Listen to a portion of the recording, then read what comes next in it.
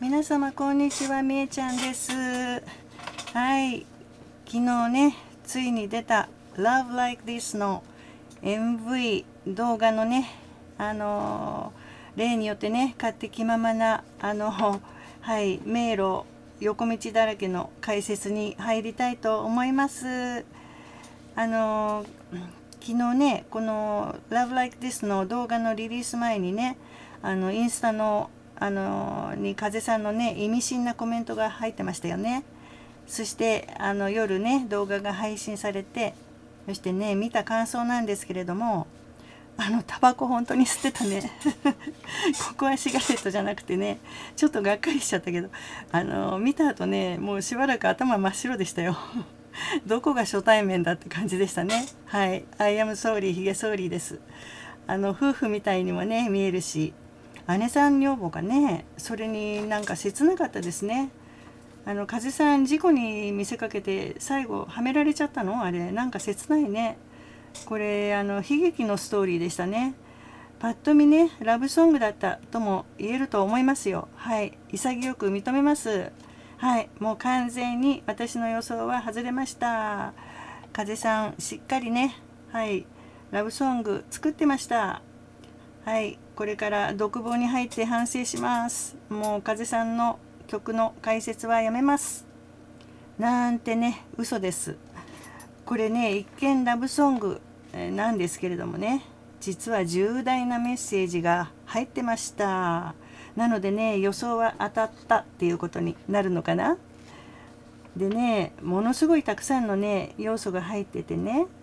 ここで全部ね話せるかどうかわからないんですけど、風さんのねインスタの言葉読んでねすごいヒントがあってね、まあそれは後で言いますね。でもねまさか風さんがねマフィアみたいな役になるとはね、なんか役の売人みたいなね、昔ね不良とかっていう言葉あったけどね、もう死後っていうよりも化石みたいな言葉ですけど、チンピラなんても言いましたよね。よくね先の尖った靴を履いててね、あれ今の若い人に流行ってたからびっくりしちゃったんだけど、昔あんな靴履いてたらもう誰もね近寄らなかったよね。ギャングとかねマフィアとかね今は言うのかな、ヤクザとか893とかね、みんながね天使とか神々しいとかね言ってるイメージをね見事にぶっ壊してくれましたね。でもね悪い役やっててもねラブシーンまでいかないけど、この彼女とね寄り添ってるシーンなんかね、どこかねなんていうの初々しいっていうかね、うん、遠慮っぽいところがあってね、うん、とても良かったです。でねこの悪役シーンで思い出したのがね、古いねイタリア映画、はい、こんなのがあったんですね。ブーベの恋人、うん、これ1964年のイタリア映画ですね。ラ・ラガッツァ・ディ・ブーベっていうんですけど、ジョージ・チャキリスっていうねギリシャ系の俳優さんと、この綺麗なねクラウディア・カルディナーレね、殺人罪を犯したね恋人にひたすらこう献身する女性の物語ですね。もう見に行きましたよ。もうチャキリスが大好きでね。そしてねもう一つね刑事っていうのもありましたね。古い映画です。これは私が小さい頃かな。これね1959年だからね、うん、古い映画でね名監督ピエトロ・ジェルミですね。そしてクラウディア・カルニラーレですね、やっぱりねこの頃スターだったんでこの人、うん、そしてちょっと暗い犯罪の匂いがする映画でね、これ主題歌がねすごく流行ってね、アモーレアモーレアモーレアモーレミオってね、うん、あれで有名でしたね。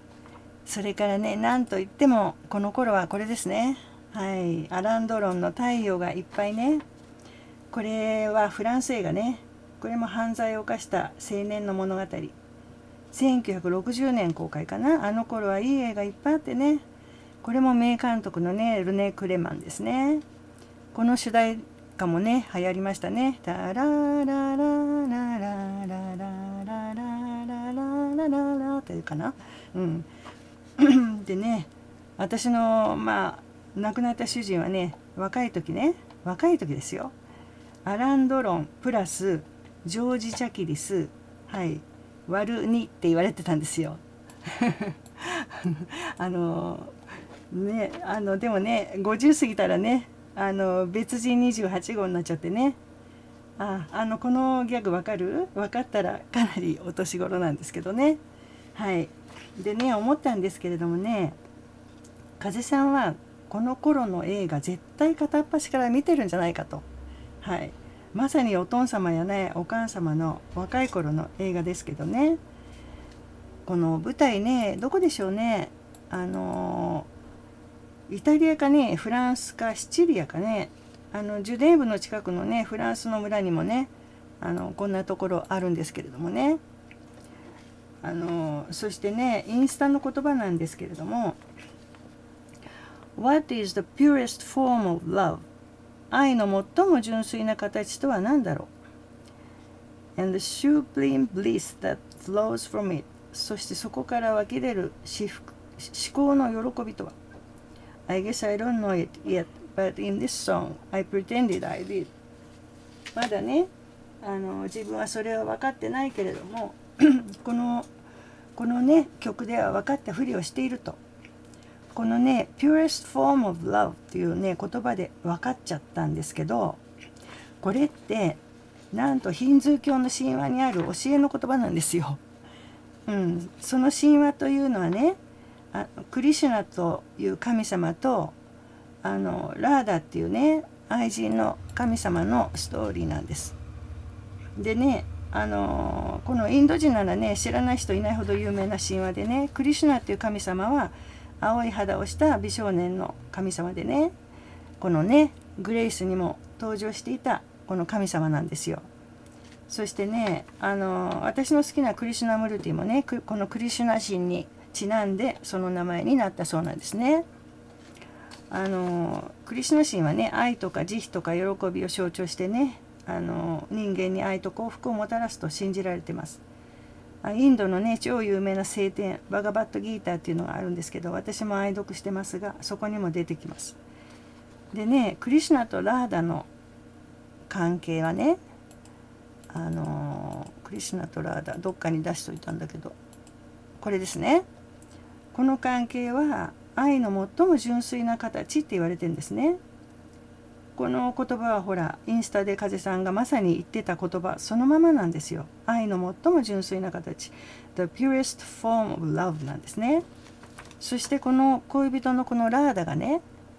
このクリシュナに対して捧げていた愛がプリーマなんですよ。正確にはね純粋な献身的愛、プリーマバクティっていうんですね。そしてね、初めのシーンでね、風さんがね、あれ朝帰りなのかしらね、なんか帰ってくるとね、心配してた彼女がね門のところに出てきますよね。で海外しくね洗いたてのシャツを着せますよね。あれを見てね、このラーダを思い出したんですよ。そしてね、その後プールサイドで2人が仲良くするんですけれども、またすぐ喧嘩しちゃいますよね。そしてね、その後焼け酒ならぬね焼けタバコみたいに風さんがタバコ吸いますね。すると彼女がねさっと取ってね、自分も吸いながらね、2人はまだ喧嘩くすぶりながらもね、なんかその彼女の目線にはね、なんとなくね愛情が感じられますね。この時のこの女優さんの演技すごいですね。この方ね、マリアローラ・マリア、フランス語だからローラ・マリア・ホジューというね方で、ネイティブがフランス語だからフランス人なのかな。ちょっと浅黒くてね、フランスだとフランスでね地中海風って言われるタイプですね。ティーブメディテラニアンって言いますね。絶世の美女じゃないけどね、ほどほど美人さんで、はい綺麗な人でしたね。でね、神話の中でね、このラーダとクリシュナはね、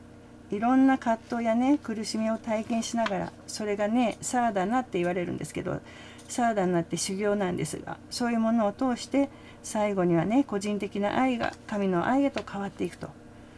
そして最終的に愛の至福に到達すると。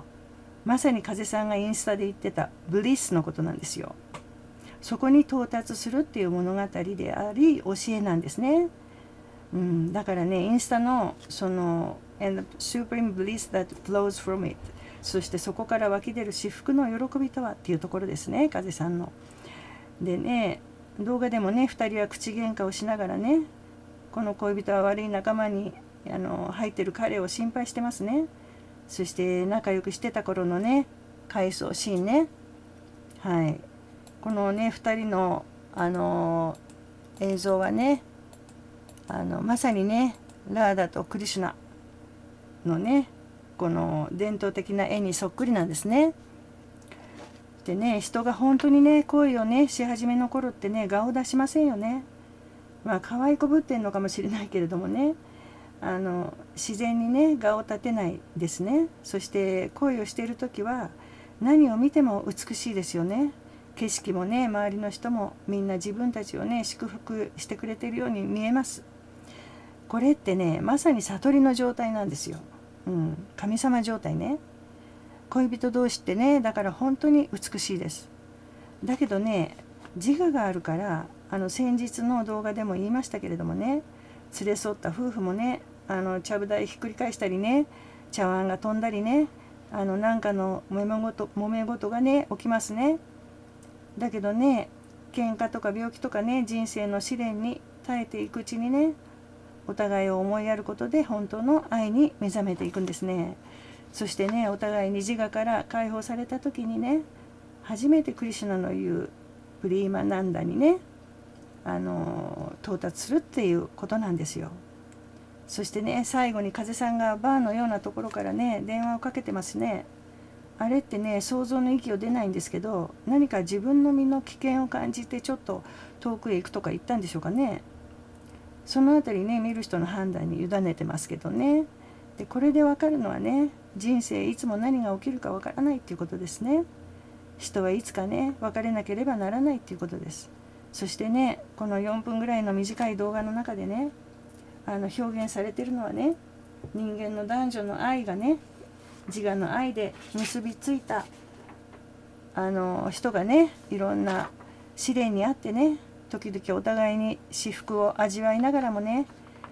最後にね死が2人を分かつとね、人生の縮図みたいなものがね詰まってますね。だからね常に死というものを忘れないで、日頃からね愛を持って全てに接していけば、自我の愛で結ばれた男女もね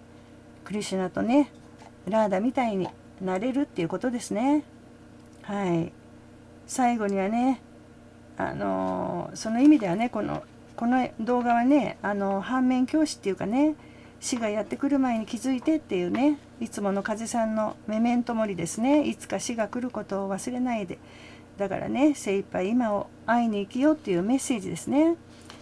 そして最後はね彼女は海に入りますね。ワンネスの象徴の海です。そこでね亡くなった彼と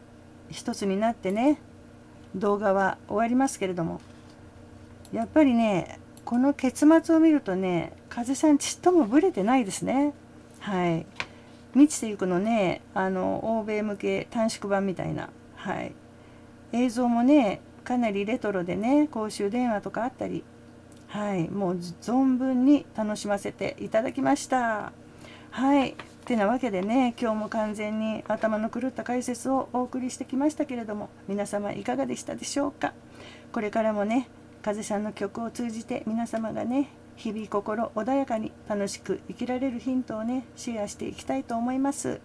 よろしかったらチャンネル登録もお願いいたします。それでは今日はこの辺でさようなら。それから風さんの武道館でのね死ぬのがいいわの動画が今危機に瀕しているので、詳しくはね概要欄に書いておきますので、皆さんご覧になってぜひともその動画を救う運動に参加していただきたいと思います。はい。それではこれでさようなら。ありがとうございました。